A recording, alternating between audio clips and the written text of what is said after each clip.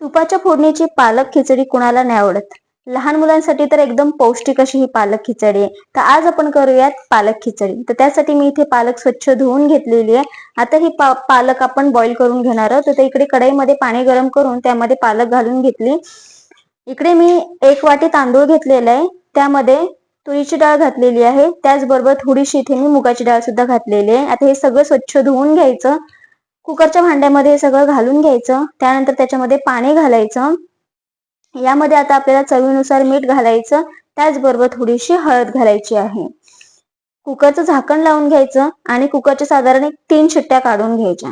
आता इकडे पालक सुद्धा बॉईल झालेला आहे. मी थंड पाण्यामध्ये याला घालून घेते जेणेकरून तो काळा पडू नये. पालक थोडासा थंड झाला की मग मिक्सर मधून याची पेस्ट तयार करून घ्यायची अशा पद्धतीने. तोपर्यंत इकडे कुकरच्या शिट्ट्या सुद्धा झालेल्या आहेत.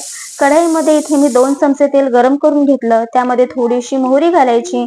थोडंसं याच्यामध्ये जिरं घातलं. जिरी मोहरी चांगली तडतडली की मग याच्यामध्ये कढीपत्त्याची पानं घालायची. इथे एक छोट्या आकाराचा कांदा मी बारीक कट करून घेतला, तो घालून घ्यायचा. कांदा चांगला लाल झाला की मग याच्यामध्ये घालायचा आहे बारीक कट केलेला टोमॅटो. टोमॅटो सुद्धा चांगला मऊ होईपर्यंत परतून घ्यायचा आहे.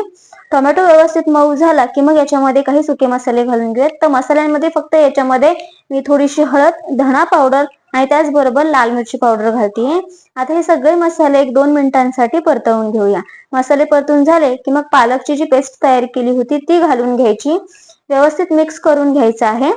व्यवस्थित मिक्स करून झालं की मग आपण इकडे जो भात शिजवला होता तो याच्यामध्ये घालून घ्यायचा आहे. व्यवस्थित मिक्स करून घ्यायचं. बऱ्याचदा काय होतं, हे घट्ट होतं, त्यामुळे याच्यामध्ये थोडंसं पाणी घालायचं. पाणी घालताना मात्र गरम पाण्याचाच इथे वापर करायचा आहे. मी इथे गरम पाणी करून घेतलं होतं ते यामध्ये घालून व्यवस्थित मिक्स करून घ्यायचं.